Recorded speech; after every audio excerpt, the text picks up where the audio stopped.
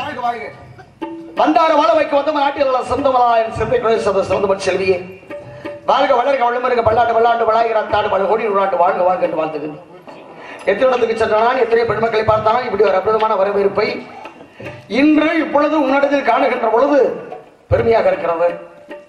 ஏனென்று சொன்னால் நொந்தியன் கல் நொந்தியன் கடிக்கு வழி நடந்தேன் யான் வந்த தூரம் அடிதன்று கூடல் கருந்து எனக்கு அங்க அந்த காவிரி சொன்னாடா இருந்து எனக்கு எங்கிடம் என்று செவையில கேட்ட ஒருத்தை காரணம் நத்தைக்கு தேன் பார்க்கும் காவிரி சொல் நாட்டினே நச்சமல் கச்ச புலவனுக்கு இருக்கடையில் வருத்தப்பட்டு கேட்டா அவன் போனது நாட்டிற்கு நான் வந்தது காட்டிற்கு வந்தவனை படித்தான வரவேற்க வேண்டும் என்று சொல்லி முகடாக நட்பது நட்பன்று நெஞ்சத்துள் அகனுக்கு நட்பதை நட்பு என்ற நட்புகள் அகனவித்தார் போல ஒப்புடன் முக வளர்ந்து உபசரித்து உபேசி உப்பில்லா கூழ் வார்த்தால் உண்பது அமிர்தம் என்ற ரீதியில் அற்புதமான வரவேற்பு படித்த உனக்கு வாழ்த்து சொல்ல வேண்டியதான கடமை என்ற ரீதியிலே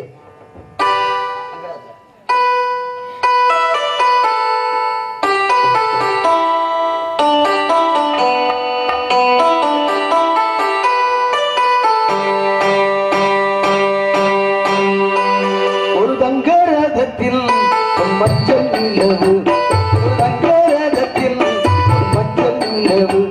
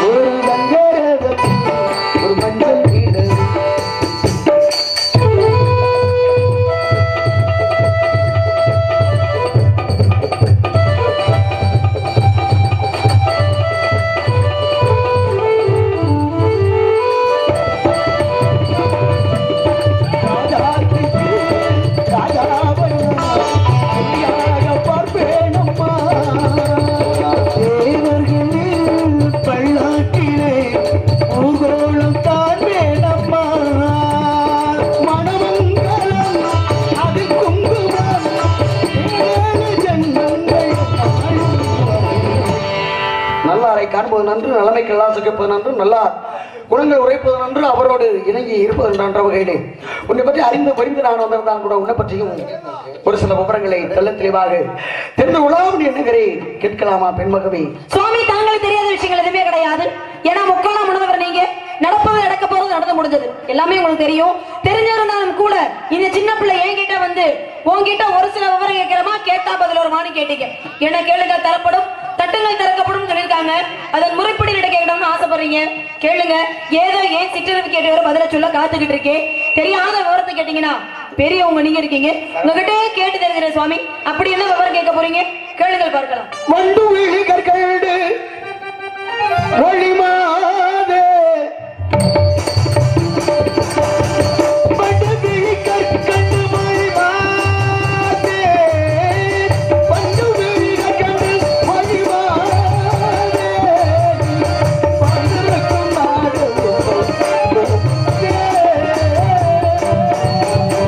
ஞான நிலை தானுணர்ந்த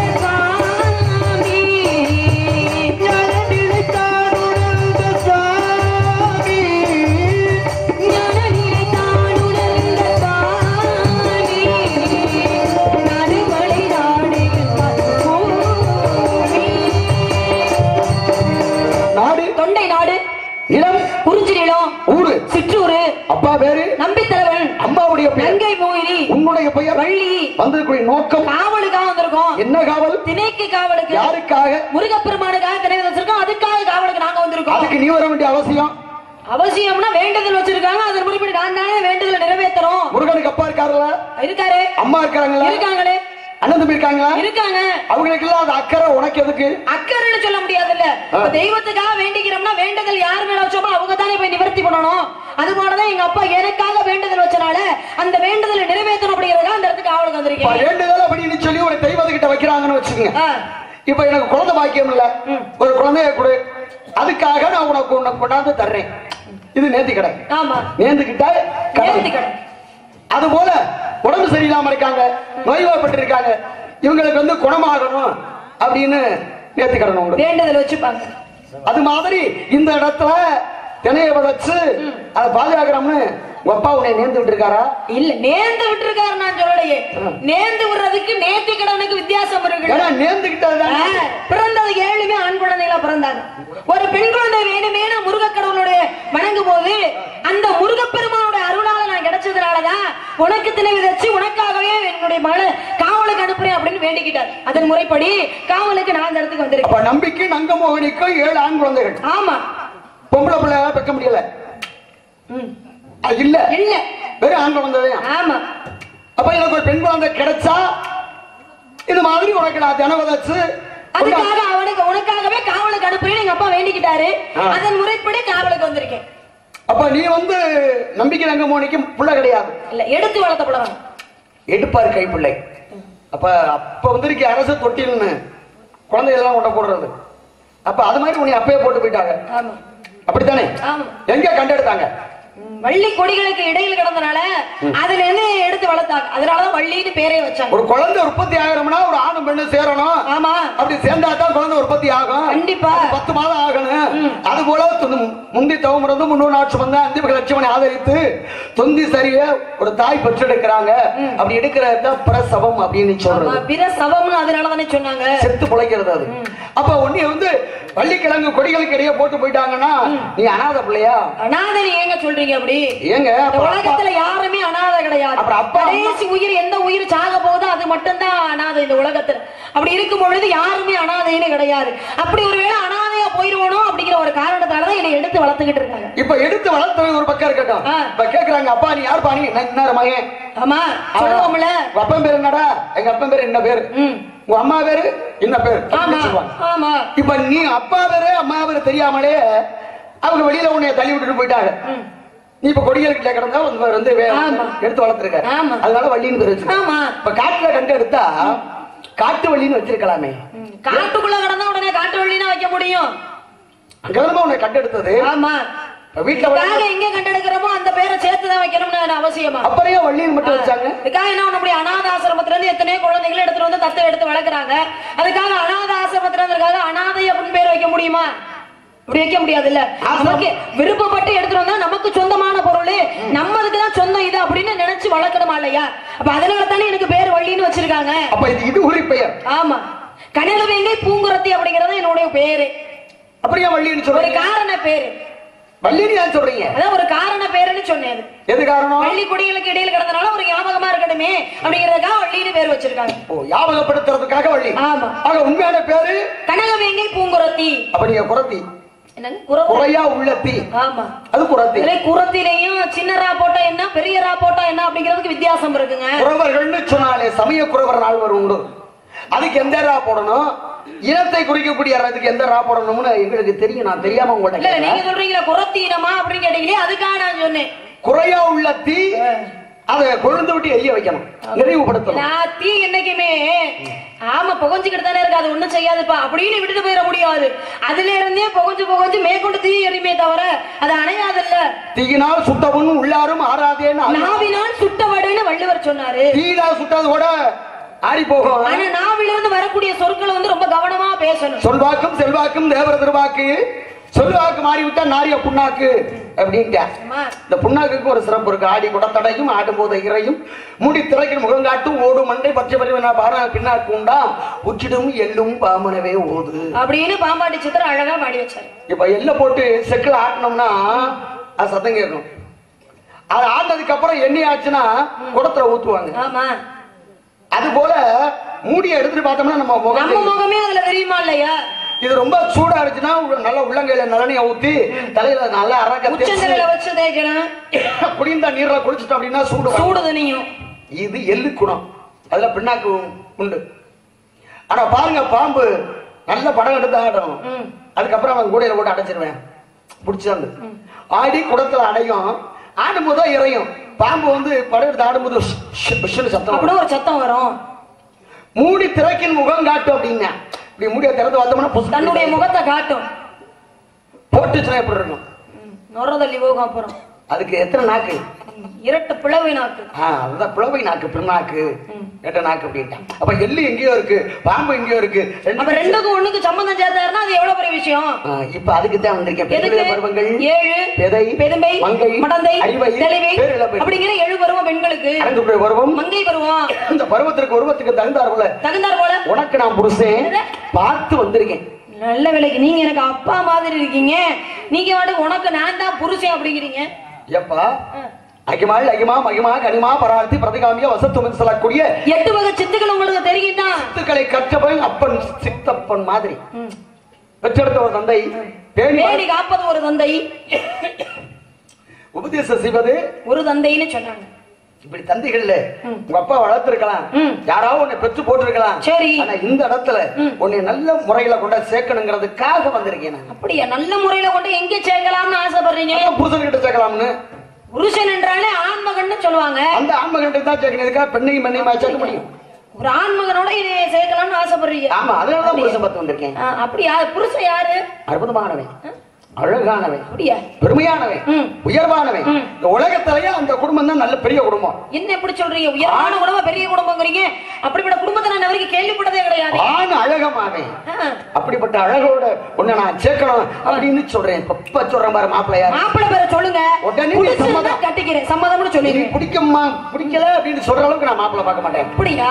பிடிச்சிருக்கேன், உண்மையை சொல்லணும் அப்படின்னால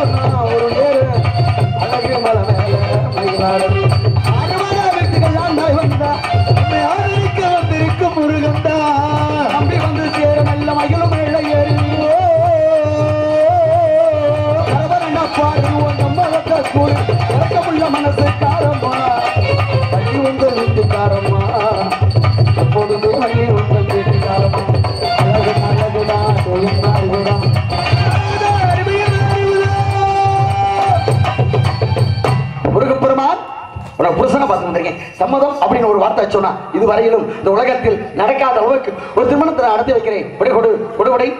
நான் பெரியவங்க சொன்னா பெருமாள் சொன்ன மாதிரின்னு சொல்லுவாங்க. அதே பெருமாளே சொன்னா இந்த ஜகமே சொன்ன மாதிரின்னு சொன்னாங்க. அது மாதிரி நீங்க பெரியவங்க, நீங்க சொல்றீங்க ஒரு நல்ல விஷயத்துக்காகத்தான் இருக்கும் அப்படின்னு நினைச்சு நானும் மாப்பிள்ளை பேரை சொல்லுங்க அப்படின்னா, ஊர்லயே உலகத்திலே பெரிய குடும்பம்னு சொல்லும் போதே நான் கொஞ்சம் சுதாரிப்பா இருந்திருக்கேன். என்னது இந்த உலகத்திலே பெரிய குடும்பம்னா யார சொல்லுவாங்க? சிவபெருமானோட குடும்பத்தை தான் சொல்லுவாங்க. அப்படி இருக்கிற குடும்பத்தை இவர் என்னடா பெரிய குடும்பம்னு சொல்றாரு, யாரா இருக்கு என்னமா இருக்குன்னு ஆர்வமா கேட்டுக்கிட்டு இருந்தா முருகப்பெருமான மாப்பிள்ளைய பார்த்துட்டு வந்திருக்கீங்க. இது வேற உங்களுக்கு அருமை பெருமையெல்லாம் வேற எடுத்து சொன்னீங்க. முருகப்பெருமானுக்கு நிறைய அருமை பெருமையெல்லாம் இருக்குதுடா, இல்லைன்னு சொல்லு. ஏன்னா அழகின்ற சொல்லுக்கே முருகன் தான். அவருடைய அழகுக்கு இணை யாருமே கிடையாது, ஏத்துக்கிறேன், இல்லைன்னு சொல்லு. ஆனா நீங்க பாத்துற அந்த மாப்பிள்ளை எனக்கு வேண்டாம். ஏன் வேண்டாம்? பிடிக்கலன்னா காரணம் சொல்ல தேவையில்லையாது. பிடிச்சிருக்கு அப்படிங்கிறதுக்கு 1000 காரணம் சொல்லலாம். அவர்கிட்ட அழகா இருக்கிறாரு, அறிவா இருக்கிறாரு, நல்லா பேசுறாரு, திறமையா இருக்கிறாரு, ரொம்ப பணிவா இருக்கிறாரு, ரொம்ப பொறுமையா இருக்கிறாரு அப்படின்னு பல காரணங்களை சொல்லலாம். பிடிக்கல அப்படிங்கிறதுக்கு காரணமே தேவையில்லையே. நீங்க ஏன் வேண்டாம்னு சொல்றீங்கன்னு கேட்டேன். வேண்டாம் அப்படின்னா இப்ப பிடிக்கலன்னு கூட சொல்லக்கூடாது, அது ரொம்ப தவறான விஷயம். ஏன்னா அவர் இருக்கிற இடம் இங்க, நான் இருக்கிற இடம் எங்க, அவரை போய் பிடிக்கல நம்ம சொல்ல முடியுமா? அந்த மாப்பிள்ளை எனக்கு வேண்டாம், அவருடைய தகுதிக்கு என்னை கொண்டு அங்க சேர்த்து வைக்கணும்னு நினைக்கிறீங்க பத்தியலா, அது தவறான விஷயம். என்னுடைய தகுதிக்கு தகுந்த மாதிரி எங்க குலத்திலே ஒரு மாப்பிள்ளைய பார்த்து கட்டி வச்சா சந்தோஷமா ஏத்துக்குவேன் நான். அப்படி இருக்கும் போது அவரை போய் தேவலோகவாசிய போய் திருமணம் பண்ணிக்கமா அப்படின்னா முடியுமா? ஒரு கடவுளை போய் கணவனை ஏத்துக்க முடியுமா?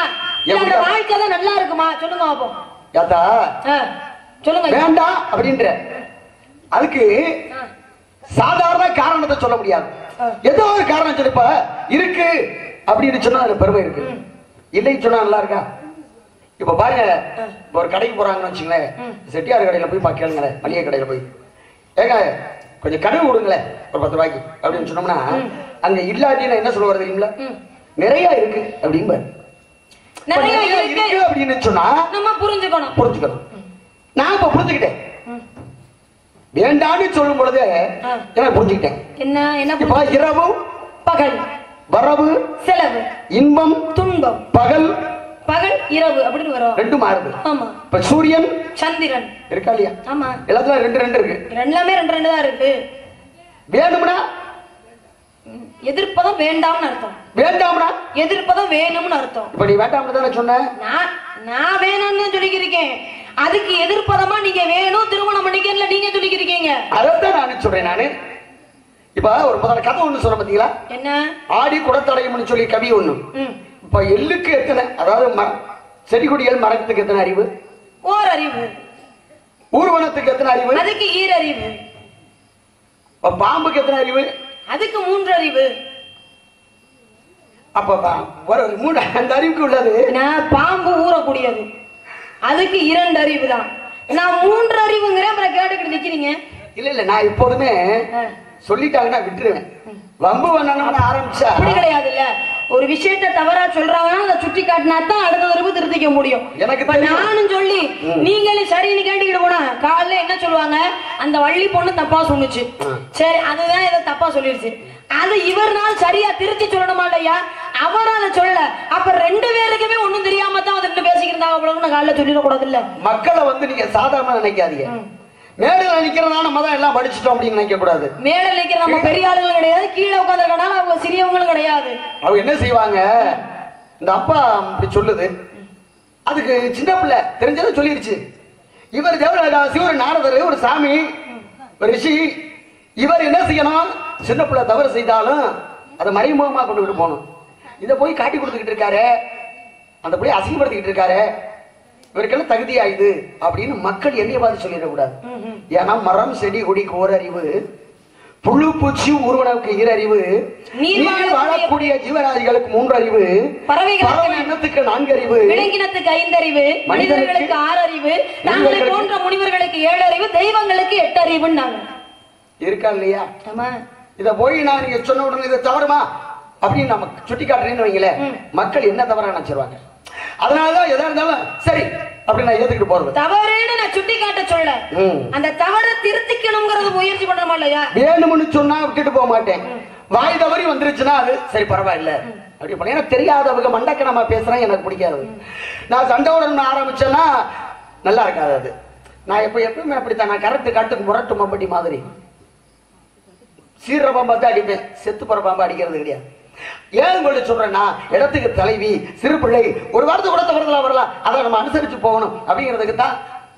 சரி, ஒரு சின்ன விஷயம், சீர பாம்பை தான் அடிப்பேன், செத்து போன பாம்பை நான் அடிக்க மாட்டேன் அப்படின்னா நான் சண்டை போடுறதில்ல. அப்படின்னா உங்ககிட்ட கொஞ்சம் பணிவா, சரி நம்மளோட பெரியவர் அப்படின்னு உங்ககிட்ட பணிவா நடந்துகிட்டா அதை நீங்க செத்த பாம்புக்கு சமம்னு சொல்லி எவ்வளவு இருக்கு. நான் என்ன முதல்ல சொன்ன புரிஞ்சுக்கிறோம், இந்த பணிவு தான் உயர்வை தரும். நீ பணிவா பேசுற அப்படி சொல்லணுமா இல்லையா? அதை விட்டுட்டு சீர பாம்பை தான் அடிப்பேன், சீரான பாம்பு செத்து போன பாம்பை அடிக்க மாட்டேன்னா நான் உங்கள்கிட்ட இன்னும் சமாதானமா பேசிக்கிறதுனால நீங்க அப்படி நினைச்சிட கூடாது இல்லையா? ஏன்னா ஏற்கனவே செத்த பாம்பாலே ஒருத்தன் செத்து போனேன். அப்ப அதையும் நீங்க வந்து புரிஞ்சு பேசிக்கணும். எப்படி பேசுறீங்க வாங்க பாருங்க. என்னங்க இதுவரையும் நல்லா தான் பேசுறீங்க, உங்களுக்கு தகுந்த மாதிரி நான் பேசிட்டு வந்தேன். இப்ப நீங்க பேசுறீங்க, உங்க சித்தத்தை அந்த காட்டுறீங்க உள்ள இருக்கு. இது அப்படி கிடையாது.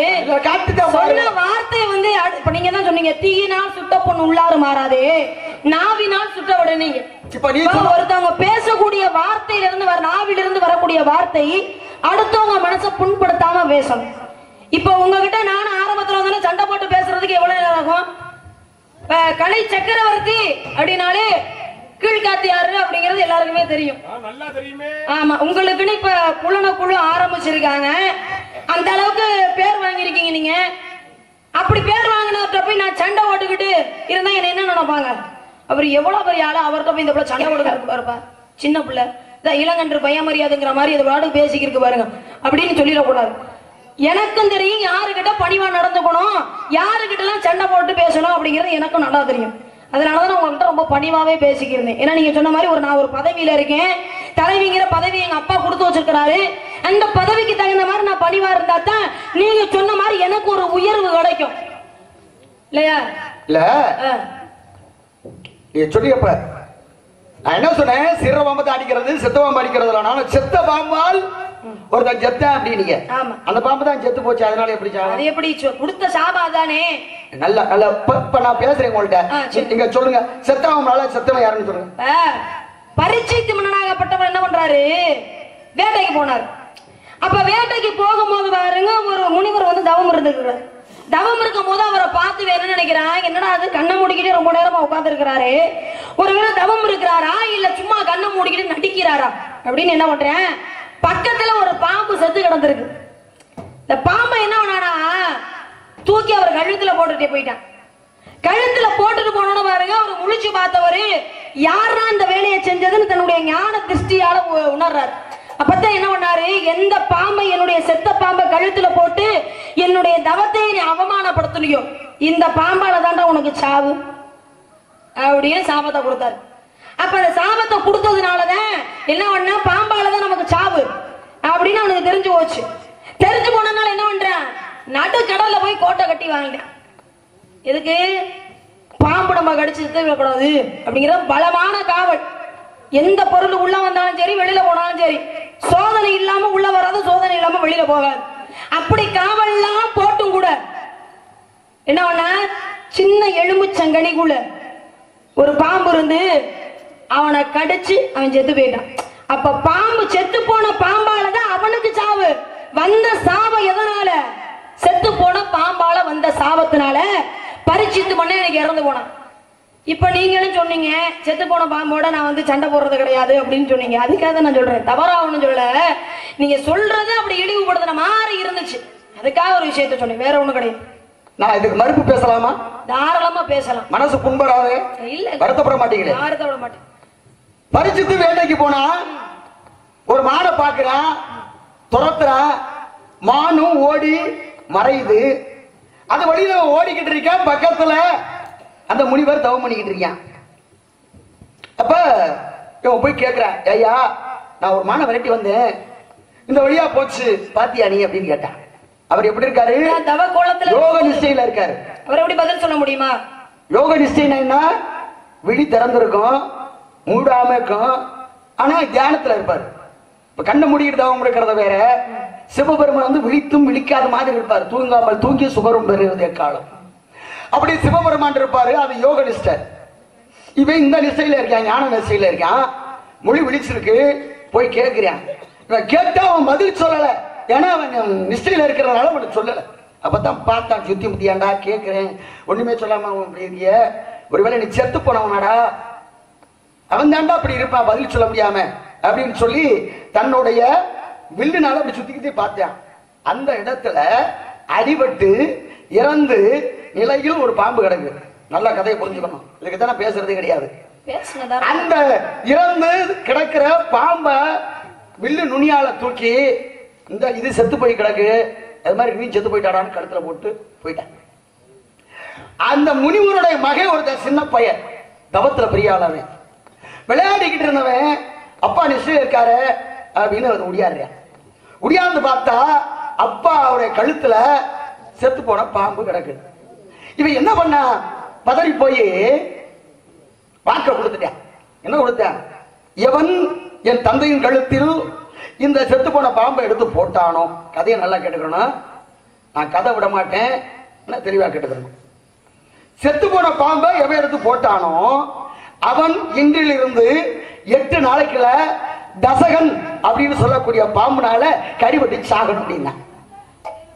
இத சாபத்தை கொடுத்து இவன் முடிச்சானா இல்லையா, அப்பங்காரன் நிச்சயம் எழுந்து விளையிட்டான். ஆஹா, இப்படி சவத்தை ஆட்டுக்கு கொடுக்குறேன்.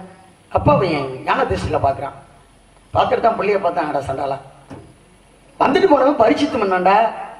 அவன் பெரிய நீதி நெவரு தயா தவறாத ஒரு பெரிய அரசனவன். அவன் தான் தெரியாம செஞ்சுட்டான். நீ என்னடா அப்படி சாபத்தை கொடுத்துட்டியே அப்படின்னு முடிவடிங்க இருந்து போறாரு.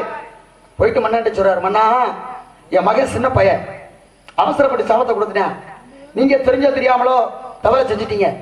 8 நாளைக்குல நீங்க பாம்பு கடிச்சு இறக்க போறீங்க. அதனால பாம்பு வர முடியாத இடம் சமுத்திரம், அங்க போய் தங்கிருங்க 8 நாளைக்கு. ஏன்னா முனிவன் கொடுத்த சாபம் பழிச்சே ஆகும். என் மகன் அதுல உக்கிரமமானவன், கோபக்காரன், உங்க உயிரை காப்பாத்தீங்கன்னு சொல்லிட்டான். மன்னர்கள் இருக்கக்கூடிய மக்கள் எல்லாரும் சேர்ந்து சமுத்திரத்துல கோட்டையை கட்டி, பாம்பு தண்ணிக்கு வந்தா தான் தெரியும்ல, தண்ணியில நீந்தி வரும்போது தெரியுமா இல்லையா, அப்ப கோட்டை மேல கம்புல கட்டி அது மேல பராமரிச்சு அங்க மேல உட்காந்துருக்கேன். இப்ப 1 நாள் ஆச்சு, 2 நாள் ஆச்சு, 3 நாள் ஆச்சு, 4 நாள் ஆச்சு, 7 நாள் வரைக்கும் அங்கே இருக்கேன். இன்னைக்கு சாபம் 8வது நாள். முனிவன் கொடுத்த சாபத்தின் பிரகாரம் அவன் உயிரை எடுக்கலைன்னா இந்த தசகன் சொல்லக்கூடிய பாம்போட தலை வெடிச்சு போவோம், அவன் செத்து போயிருவேன். இவன் போய் அங்க கடிச்சா அவன் செத்து போயிருவேன். இப்போ அவனை பாதுகாக்கணும், எல்லாரும் பாத்துக்கிட்டு இருக்காங்க. 8ஆம் நாள் வந்துருச்சு, நம்ம மண்ணை புடைச்சிருவாங்க அப்படின்னு எல்லாருக்கும் சந்தோஷம். இந்த நேரத்தில் பாருங்க, தசகன் அப்படின்னா பாம்பு 8ஆம் நாள் பாதாள லோகத்தில இருந்து துவாரத்தின் வழியாக வெளியே வருது அவனை குத்துறதுக்கு. அப்படி வெளியில வந்து மனிதனாக மாறுது. இச்சாதாரி பாம்பு கேள்விப்பட்டீங்களா, எந்த ரூபம் வேணாலும் எடுக்கும். அந்த மாதிரி தசகன்ற பாம்பு மனுஷனா மாறி வேகமா போயிட்டு இருக்கான். அவன் கொள்றதுக்கு எப்படா இருக்கா, என்ன நிலைமையில இருக்கான்னு பார்ப்போம். அந்த நேரத்தில் எதிர்த்தாப்புல ஒரு அந்த வேகமா உயரா குடிமை வச்சுக்கிட்டு ஒரு சாமி ஐயர் பிராமணன், இந்த வேகம் ஓடுற வேகமா நிறுத்து நெல்லு, என்னப்பா விஷயம் அப்படின்னு கேட்டேன். ஒன்னும் இல்ல, நீ 8வது நாள் பரிசித்து மன்னா பாம்பு கடிக்க போகுது, பாம்பு கடிச்சவர் சாக விடாம அவரை நான் காப்பாற்ற போறேன் அப்படின்னா. இவனுக்கு ஈர சிரிச்சு போச்சு. என்னடா நம்ம கடிச்சு கொள்ளானு வந்திருக்கேன், இவன் காப்பாற்றணும் வந்திருக்கேன், என்ன காரணம்லாம் கேட்டேன். வீட்டுல ரொம்ப வறுமை தாண்டவம் ஆடுது, அவரை காப்பாற்றணும் பொன்புடல் கொடுப்பாங்க, அதை பரிசு நான் வாங்கணும் அப்படின்னா. எதுக்காக நீ ஏன் போய் அவரை காப்பாத்துற? ஆமா, கடிக்க போற பாம்பு யாருன்னு தெரியுமா? தசகன் சொல்லக்கூடிய பாம்பு கொடுமையான விஷத்தன்மை உடையதுரா, அதை கடிச்சு நீ எப்படி காப்பாத்துவ அப்படின்னு கேட்டான். எனக்கு மந்திரம் இருக்கடா, நான் காப்பாத்தி விட வேண்டாங்க. அப்பத்தான் இவன் ரூபத்தை மாத்துறேன், நான் தாண்டா அந்த பாம்பு. எங்க இந்த அருக்கு ஆலமரம், இதை நான் கடிக்கிறேன், அது பஸ்மமாகும், முடிஞ்சா நீ காப்பாத்து பார்க்கலாம் அப்படின்னு உருமாறுறான். தன்னுடைய சுயரூபத்தை எடுக்கிறான். அப்ப ஆலமரத்துக்கு ஒரு பொறு போடுறேன். அந்த விஷத்தன்மையாகப்பட்டது அந்த மரத்துல பாஞ்சு அந்த மரமே கருகி பஸ்பமா அப்படி உட்காருது. பார்த்தான் பிராமணன், உட்கார்ந்தான், நிஷ்டில உட்கார்ந்தான், மந்திரத்தை சொன்னான். அதே அழிந்த மரம் திரும்ப அப்படியே துளுத்து வெளியே வந்து அப்படியே பூத்து நின்றுச்சு. பார்த்துட்டேன், ஆஹா இவன்ட மந்திர சக்தி இருக்கு, அப்ப மண்ணை காப்பாற்றி விடுவேன், நம்மளுடைய தலை வலிக்கும், நம்ம சாகு உறுதி, அதனால இவனை உள்ள விடப்படாது அப்படின்னு சொல்லி, உனக்கு பொன்பொருள் தானே வேணும், நான் தர்றேன் அப்படின்னு அவனுடைய சக்தியினால் அவனுடைய வறுமையை தீர்த்து நீ வீட்டுக்கு போப்பா அப்படின்னு அனுப்பிச்சு விட்டான். இப்ப இவன் என்ன பண்றான்? இப்ப மண்ணெண்ணை போடணுமே, என்ன செய்யறது அப்படின்னா 8ஆம் நாள் மண்ணெண்ணெய் எல்லாம் பாக்குறதுக்கு அப்படியே ஆரவாரத்துல எல்லாரும் பூத்தட்டு பழங்கள் எல்லாம் கொண்டுகிட்டு அப்படியே வரிசையா போயிட்டு இருக்காங்க. பாம்பா மாதிரி ஒரு மரக்கிளையில உட்கார்ந்துருக்காங்க. அப்படியே இவங்க என்ன பண்றாங்க? இதுக்கு தலைக்கு மேலதான தட்டு இருக்கும், அந்த தட்டுல எல்லாம் கொண்டுட்டு போயிட்டு இருக்காங்க வேலை பாத்தியத்தோட. அப்பத்தான் பாம்பாரத மாதிரி எலுமிச்சம்பழமா உட்கார்ந்தேன் அந்த தட்டுல.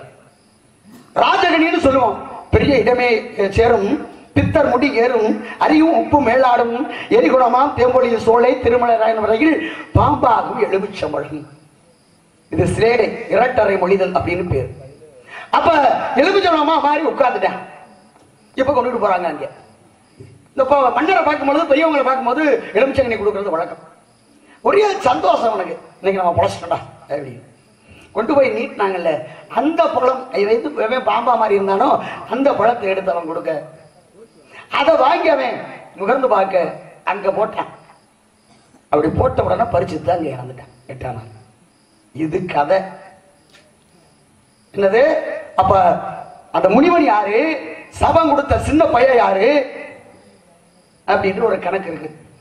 இதனால பாம்புக்கு என்ன நேர்ந்தது அப்படின்றதுல கதை நிறைய இருக்கு. நல்லா பேசுறீங்க, கதை விடுறது எனக்கும் பிடிக்கும். ஒண்ணு நான் சுருக்கமா சொல்லி முடிச்சேன், நீங்க அதை கொஞ்சம் விளக்கமா சொல்லிருக்கீங்க, அவ்வளவுதான் வித்தியாசம். இல்ல எனக்கு என்னோட பழக்கம் என்ன தெரியுங்களா, அது நியாயமான ஒரு விஷயத்தை முன்னுரை அப்படின்னு இருந்தா முகவுரை, அதுக்கப்புறம் முடிவுரை. ஆரம்பம் தெரியணும், முடிவும் தெரிஞ்சிருக்கணும்.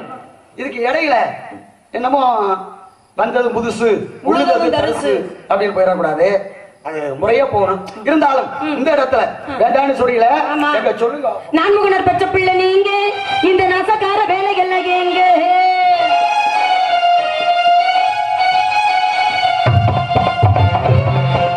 நான்முகனர் பெற்ற பிள்ளை நீங்க, இந்த நசக்கார வேலைகள் எங்க? சாமியே சாமியே நல்ல இருக்கா, இந்த தரகட்ட வேலையில் லாபம் இருக்கா? சாமியே சாமியே நல்ல இருக்கா, இந்த தரகட்ட வேலையில் லாபம் இருக்கா?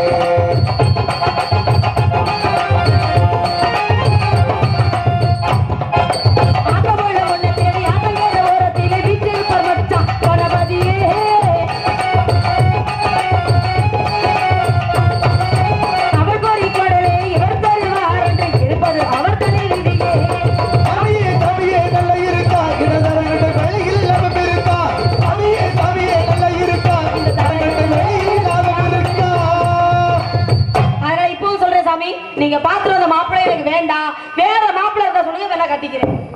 வேற மாப்பிள்ளையா? நான் ஜாதாமதி நான் தெரிகிறேன். அப்ப நான் உங்களை மாப்பிள்ளை பார்க்க நான் சொன்னேன். சொல்லி செய்வன் சிறியோன், சொல்லாம செய்வ பெரியன், சொல்லிய செய்யாதவன் கைவன் அப்படின்னு எதையுமே குறிப்பறிஞ்சு செய்யணும். அதனாலதான் இந்த நேரத்துக்கு இதை செய்யணும் அப்படின்னு நான் குறிப்பறிஞ்சு வந்திருக்கேன். சரி, இப்ப பாருங்க,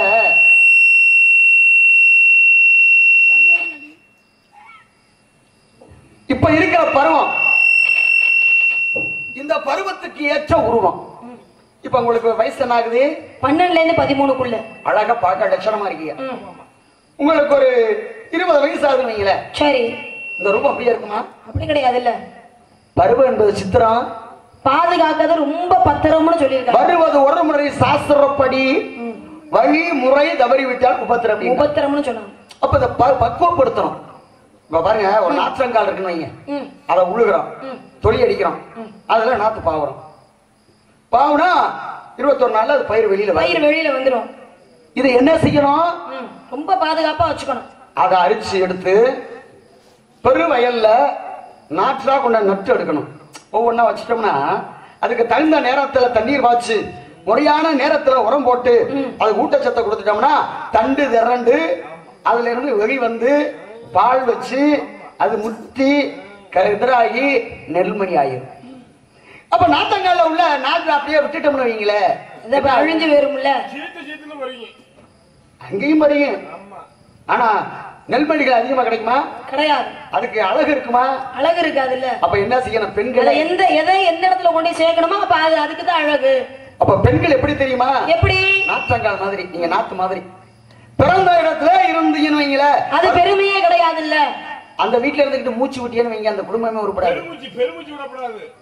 எல்லாருக்கும் குழந்தை விட்டு பிறந்தது கல்யாணம் ஆயிடுச்சு, நமக்கு என்ன கல்யாணம் ஆகலையே அப்படின்னு நினைச்சாலே போதும், அந்த குடும்பம் விருத்திக்காது. அப்ப என்ன செய்யணும்? சரியான நேரத்தில் ஒரு ஆண்மகனை பார்த்து திருமணம் முடிச்சு அவன் வீட்டுக்கு அனுப்பிச்சிடணும். சரி.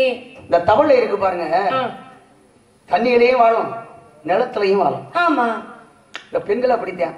2 இடம், பிறந்த வீட்டுல இருப்போம், புகுந்த வீட்டுலயும் இருப்போம். புகுந்த வீட்டுக்கு போயிட்டு கணவன் மனைவி ஒன்று சேர்ந்து அந்த குடும்பத்தை விருத்திக்கு வைக்கணும். அதுதானே நல்லது, தானே அழகு. அது மாதிரி இருக்கக்கூடிய பெண்மகவ புருஷ வீட்டுக்கு அனுப்பணும்னா, நான் புருஷன் பார்த்து வந்தா வேற புருஷனை பார்த்து சொல்லுங்கன்னா, புருஷன் பார்த்து வந்தது தவறு நான் சொல்லல. எந்த ஒரு பெண்ணா இருந்தாலும் ஆணினுடைய துணை இல்லாம இருக்க முடியாது. எந்த ஒரு பெண்ணா இருந்தாலும் இன்னொரு ஆண் மகனுக்கு திருமணம் பண்ணி கொடுக்கத்தான் போறாங்க. இந்த மாப்பிள்ளை வேணான்னு தானே சொல்றேன் நானு. ஆசை ஆசை இருக்குதம்மா, சத்தியமா சொல்றேன். இல்ல அஞ்சி அஞ்சி நடக்கிறியே, ஆசை ஆசை இருக்குதம்மா, அஞ்சி அஞ்சி மறக்கிறியே, தேசம் இருக்குதம்மா, இன்னும் நடிக்கிறியே, இன்பத்திலே சொந்தம் உண்டு, இன்பத்தையே என்னால் ஆசை ஆசை நல்ல ஆசை இருக்குதம்மா,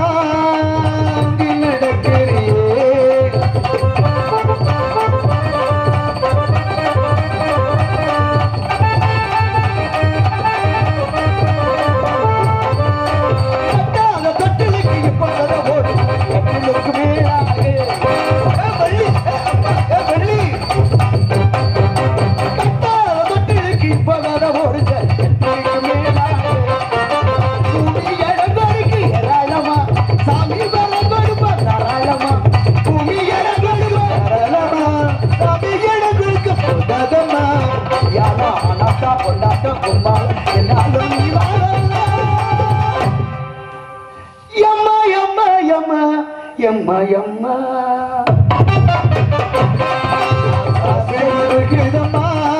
அது அஞ்சி நடக்கிறியே,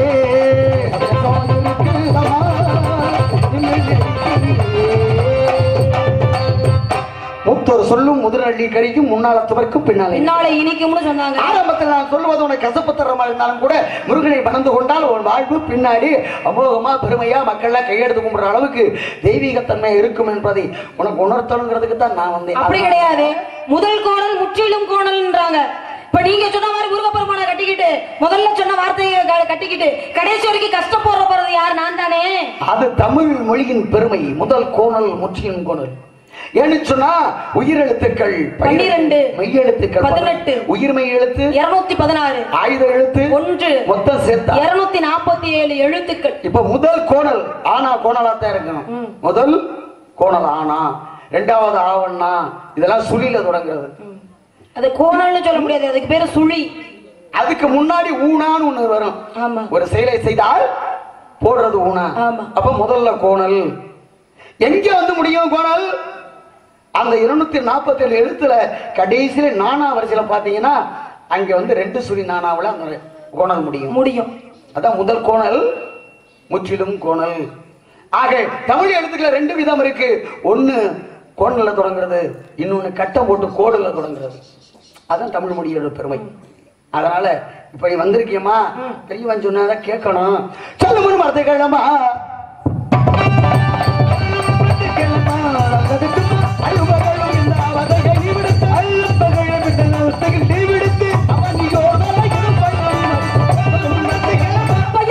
வேடம் புனிந்து வந்தவரே, புனிந்து வந்தவரே, தவ வேடம் புனிந்து வந்தவரே, பூமியில் போதர்கள் புகழும் நாரதரை கைவரிசை செல்லாது. இன்று சுராசிரமணத்துக்கு முன்னால் சிக்கல் சிங்கார வேரனை வரச் செய்து உன்னை திருமணம் செய்யாபடி என் பேர் நாடுதல்ல அடுத்து உடல் முடிச்சுமல்ல. சத்தியம் சத்தியம் சத்தியம் இருக்கிறேன் பத்தியம். உண்மையிலே சொல்றேனே, பிடிக்கல. எங்களுக்கும் பிடிக்கல. உங்களுக்கு என்ன பிடிக்கல? சொல்ற வார்த்தை எங்களுக்கு பிடிக்கல. சொல்ற வார்த்தை பிடிக்கலையா? நான் பிடிக்கலன்னு சொன்னா அதுல காரணம் இருக்குல்ல. நீ பிடிக்கலன்னு சொன்னாதான் முருகப்பெருமான் போய் விரைவிலே விஷயத்த சொல்லுவார். சீக்கிரமே விஷயத்த சொன்னாதான் முருகப்பெருமான் விரைவிலே வந்து திருமணம் பண்ணிக்குவாரு அப்படிங்கிற காதம் அப்படிலாம் சொன்னேன். அப்படிங்கிறப்பல கல்யாணம், எல்லாரும் கல்யாணத்துக்கு வந்துருங்க. நானும் போய் கல்யாணத்துக்கு ஏற்பாடெல்லாம் பண்ணணுமா இல்லையா? உனக்கு முருகனை பிடிக்கல, நான் தான் இப்ப சொல்லிக்கிறேன். அப்புறம் முருகன் பிடிக்கல. அதே மாதிரி அவங்களுக்கு பிடிக்கல. என்ன பிடிக்கல அவங்களுக்கு? அடுத்து தூங்குறது. அதனால எல்லாரும் கல்யாணத்துக்கு வந்துருங்க. அண்ணே கொஞ்சம் இந்த முருகனை பார்த்துட்டாவது தூங்குங்களே. கண்ணோடி சொல்லி ஹலோ ஹலோ ஹலோ